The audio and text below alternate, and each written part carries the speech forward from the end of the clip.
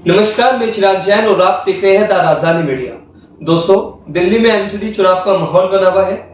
सभी राजनीतिक पार्टियां अलग अलग तरीके से चुनावी वायदे करके लोगों को आकर्षित कर रही है, तो वहीं दूसरी ओर आम आदमी पार्टी और भाजपा के बीच सियासत गर्माहट ले रही है। आज तमाम विषयों पर बात करने के लिए हमारे साथ भाजपा के राष्ट्रीय प्रवक्ता और राष्ट्र नेता सजाद पुनेवाला जी। सजाद जी, आपका सबसे पहले हमारे चैनल द राजधानी पर स्वागत है।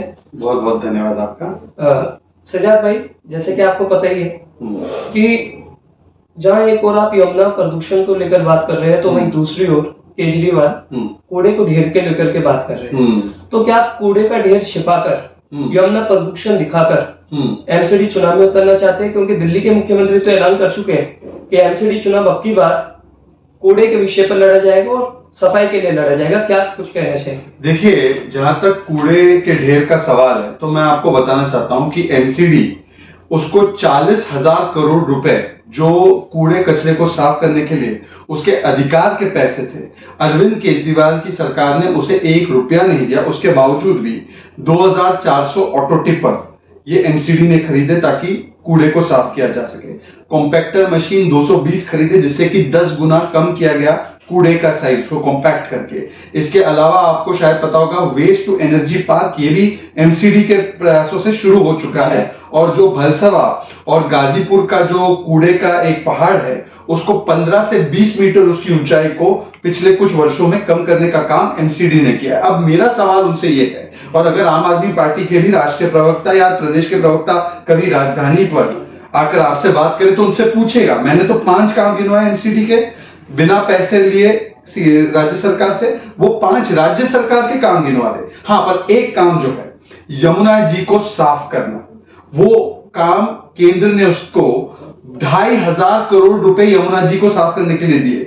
8 वर्ष हो गए। 2015 की वो क्लिप याद है? जी। जहां पर केजरीवाल जी कह रहे थे इतनी साफ कर देंगे यमुना कि आप पिकनिक पर जा सकोगे। और मुझे उम्मीद है आप हमें 5 साल दीजिए, 5 साल में यमुना को इतना खूबसूरत बना देंगे कि आप अपने बच्चों के साथ पिकनिक मनाने के लिए यमुना के तट पर जाना शुरू करेंगे। दिल्ली सरकार की तरफ से मैं कहना चाहता हूं कि यमुना को साफ करने के लिए हम पूरी तरह से प्रतिबद्ध हैं। अगले चुनाव के पहले, ये वाला चुनाव नहीं, 5 साल के अंदर, अगले चुनाव के पहले आपके सारे गांव को ले जाके उसमें डुबकी लगवा दूंगा मैं। यमुना को साफ किया जाएगा, और जैसा मैं अक्सर कहता हूं कि 5 साल तो लगेंगे, लेकिन 5 साल के अंत में आपको सबको यमुना में डुबकी तो जरूर लगवा दूंगा मैं। 5 साल खत्म होने से पहले ये हमारा पूरा कमिटमेंट है कि यमुना को पूरी तरह साफ कर देंगे। यमुना को इतना साफ कर देंगे कि लोग यहाँ पे पिकनिक मनाने आ सकें, लोग बोटिंग करने आ सकें।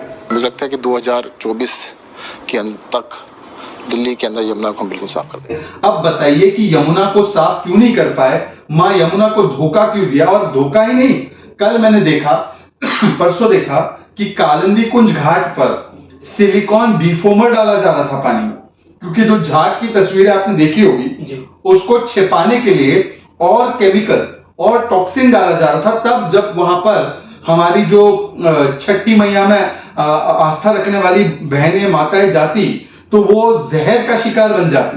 अब तो पूरी दिल्ली में, पूरे यमुना के सभी घाटों पर, यमुना जी के घाटों पर प्रतिबंध लग गया है छठ पूजा के लिए।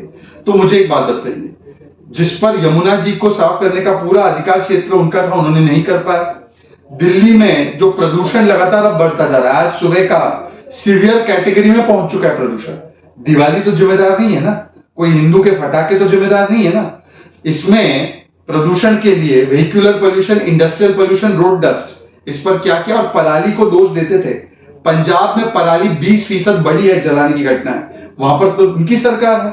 पराली में आज आपने देखा होगा 2000 से ज्यादा घटनाएं 28 अक्टूबर को आई है, जिसका सीधा असर पूरे उत्तर भारत में हो रहा है। उसमें तो एमसीडी का रोल नहीं है। तो प्रदूषण और यमुना जी की गंदगी पर क्या किया अरविंद केजरीवाल ने, उसका भी जवाब दे दें।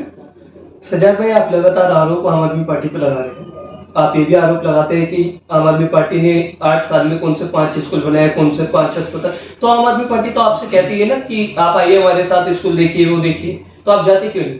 देखिए, ऐसा है, प्रत्यक्ष को प्रमाण की आवश्यकता नहीं होती। मैं उनके यहाँ चला जाऊं, वो मुझे बताते हैं, स्कूल बताकर वो बोलते हैं देखिए इस क्लासरूम में हमने पुताई कर दी, क्लासरूम में हमने पेंट कर दिया। अरे घर में पिछले 8 वर्षों में आपने भी 2 बार पेंट कराया होगा, इसका मतलब नया घर खरीद लिया क्या आपने?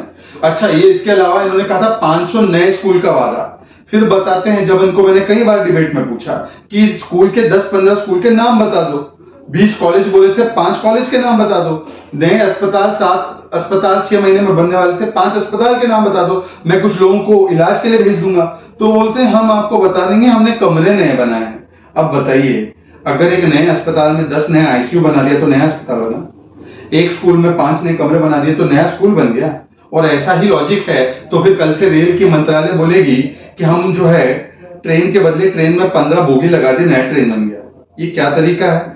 इसीलिए इनके पास कोई भी काम दिखाने के लिए नहीं है, ये केवल इधर उधर की बातें करते हैं। और मैं आज भी आम आदमी पार्टी के किसी भी प्रवक्ता को चुनौती देता हूं कि मुझे 5 नए अस्पताल जो बनाए हैं जहां पर मुफ्त सेवाएं मिल रही है वो बता दे। अरे मोहल्ला क्लिनिक 1000 की बात हुई थी, आप मुझे बताइए कि 1000 मोहल्ला क्लिनिक बने? और जो मोहल्ला क्लिनिक बने कहीं पर कोई वहां पर आपको बकरी मिलेगी, कहीं पर कुत्ता मिलेगा, कहीं पर गंदगी मिलेगी। और क्या एक भी मोहल्ला क्लिनिक कोविड के समय पर आप वहां पर वैक्सीनेशन लेने गए थे?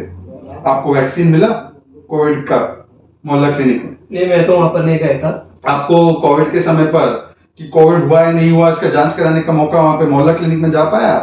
नहीं जा पाया। तो उस मोहल्ला क्लिनिक का फायदा क्या, जहां पर आप वैक्सीन का टीका ना ले पाओ, जहां पर जांच ना कर पाओ कि कोविड हुआ है नहीं हुआ है। ये पूरी तरह से केवल और केवल अपने कुछ लोगों को कुछ जगह रेंट पे लेने का एक व्यवस्था। मोहल्ला क्लिनिक की आपने बात की, तो मैं आपको बता दूं मोहल्ला क्लिनिक ने लोगों को कुछ राहत तो दी है, खैर वो बात दूसरी है। लेकिन सजाद भाई, नहीं, एक स्कूल और एक मोहल्ला क्लिनिक केवल उसका प्रचार प्रसार करने के लिए बनाई तो गई है, बहुत सारी बनाई गई, परंतु ये वही वाली स्कीम है जैसे इन्होंने एक स्कीम शुरू की लोन देने की, 2 बच्चों को लोन दिया और 19 करोड़ विज्ञापन पर फूंक दिया। बायो डिकम्पोजर 68 लाख का बना और 23 करोड़ का उस पर विज्ञापन पर खर्च हुआ। इसी प्रकार से एक स्कूल का कमरा या एक मोहल्ला क्लिनिक अच्छा बना होगा, वहां पे सुविधा भी अच्छी होंगी, पर वो केवल फोटो ऑप के लिए, केवल विज्ञापन के लिए। बाकी जगह पर दिल्ली वासियों से पूछो, उनको कहीं पर कुछ नहीं मिला। अच्छा, आपने भी सुना होगा दिल्ली के मुख्यमंत्री अरविंद केजरीवाल ने एक बड़ा बयान दिया और कहा कि नोट करेंसी पे जहां एक और गांधी जी की फोटो है तो दूसरी तरफ गणेश जी और लक्ष्मी जी की फोटो लगवा दी जाए। इसके लिए उन्होंने प्रधानमंत्री को चिट्ठी लिखी, केंद्र सरकार से अनुरोध किया। तो क्या आपको भी लगता है कि केजरीवाल के इस जो इकोनॉमी को सुधारने का जो आइडिया है वो लाभ दे सकते हैं? देखिए, मैं तो बड़ा प्रसन्न हुआ। एक तो मैं तब प्रसन्न होता हूं जब रोम रोम करने वाले लोग राम राम करने लगते हैं और उनका सियासी धर्मांतरण होना शुरू होता है तो बड़ा आनंद आता है। मतलब सोचिए, जिस पार्टी में गोपाल इटालिया मंदिर और कथा को गाली दे रहा था कल तक, राजेंद्र पाल ब्रह्मा विष्णु महेश रामकृष्ण में भरोसा नहीं रखना है, खुद स्वयं अरविंद केजरीवाल कि मैं मंदिर नहीं जाऊंगा, राम मंदिर नहीं जाऊंगा क्योंकि नानी ने बोला है मस्जिद तोड़कर मंदिर बनाई गई, स्वस्तिक के चिन्ह का मजाक उड़ाना, हिंदुओं के कश्मीर पे नरसंहार पर मजाक उड़ाना, ये सारे करने वाले लोग आज अपना सियासी धर्मांतरण करके क्या कह रहे हैं कि लक्ष्मी जी और गणेश जी की फोटो होनी चाहिए करेंसी नोट पर। पहले तो उनको पता होना चाहिए कि ये आरबीआई का फैसला होता है। आरबीआई ने 2010 में जब यूपीए की सरकार थी तब उन्होंने एक निर्णय भी सुनाया था कि किसकी फोटो होगी नोट पर। परंतु मेरा उनसे ये कहना है कि यदि उनकी नियत नीति के पीछे नियत साफ है तो 3 चीजें कर दे, मात्र 3 चीजें। एक, हम उसका रिजेक्ट नहीं कर रहे, हम तो सुझाव दिया है तो हम उसको स्वीकारते हुए उनको कह रहे कि 3 चीजें तुरंत प्रभाव से करिए।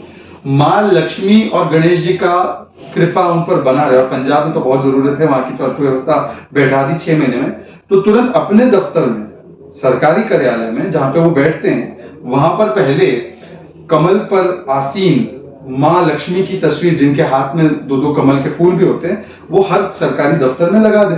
उसमें तो प्रधानमंत्री जी की, आरबीआई की वेट करने की भी जरूरत नहीं पड़ेगी, तो वो तो शुरू तुरंत करा दे पंजाब में और दिल्ली में।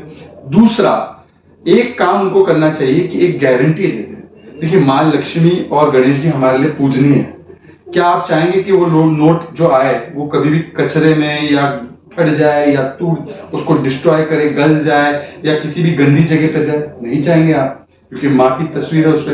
तो एक गारंटी लिखित में दे दे केजरीवाल जी कि कभी भी ये नोट किसी सत्येंद्र जैन नामक हवालाबाज के पास या मनीष सिसोदिया जैसे शराब घोटाले वाले के पास या ताहिर हुसैन जैसे दंगाई आतंकी के पास नहीं जाएगी, क्योंकि हम नहीं चाहते कि हमारी माँ और हमारे गणेश जी वाले चित्र वाली नोट अपवित्र हो। तो ये इतना गारंटी वो दे दे कि ऐसे जो भ्रष्ट दंगाई आतंकी है, जो कसाई जिनके हाथ में खून होता है गौ माता का, उनके हाथ में नहीं जाएगी, ये गारंटी दे दे।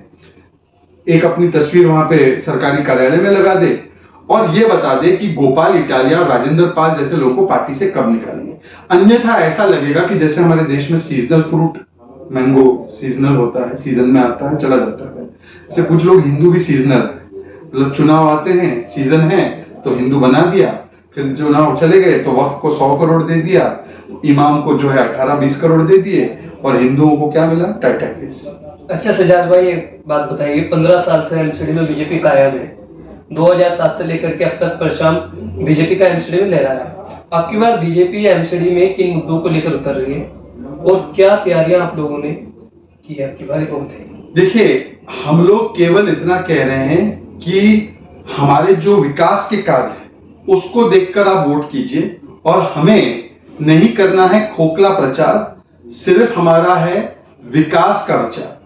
नहीं चाहिए खोखला प्रचार, चाहिए सिर्फ विकास का विचार। और इसीलिए जो एमसीडी ने तमाम राज्य सरकार की चुनौतियों के बावजूद, तमाम उनके अड़ंगा लगाने के बावजूद जो भी हम कार्य कर पाए वो ईमानदारी से जनता के बीच ले जा रहे। जैसे सफाई को लेकर मैंने आपको कुछ कार्य बताए, और जो केंद्र सरकार ने भी दिल्ली को दिया है, जिस प्रकार से केंद्र सरकार ने यहाँ पर लोगों को उनको राशन भी दिया है, गरीबों के लिए अलग अलग सेवाएं भी दी है, परंतु दिल्ली सरकार ने उसमें भी अड़ंगा लगाया। आयुष्मान भारत जो पूरे देश में मुफ्त इलाज का एक आपको जरिया है, दिल्ली में उस पर रोक लगा दी गई है। तो इसीलिए हम अरविंद केजरीवाल के 8 वर्ष के जो कार्य उन्होंने दिल्ली को बिगाड़ने में किए हैं वो दिखा रहे हैं, और साथ ही साथ हमारी केंद्र की सरकार ने और एमसीडी ने क्या क्या कार्य किए हैं दिल्ली के लिए, दिल्ली वासियों के लिए, ईमानदारी से उसको सामने रख रहे हैं। और हम केवल चाहते हैं कि विकास के मुद्दों पर बात हो कि कहाँ है इनके नए कॉलेज, कहाँ है इनके नए अस्पताल, परंतु वो बात नहीं करना चाहते। इसलिए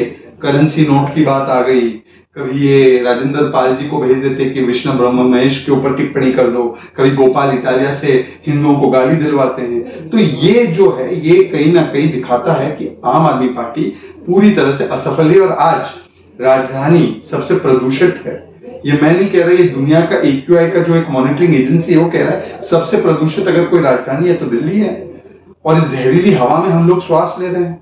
तो ये सारी चीजें जो हो रही है वो केजरीवाल जी की वजह से हो रही है। यमुना जी पे छठ पूजा नहीं हो पा रही, वो केजरीवाल जी की नाकामी है। और ऐसे नाकाम लोगों को मौका नहीं मिलना चाहिए, उनको अब आज भी और 2025 में भी हराना जरूरी है।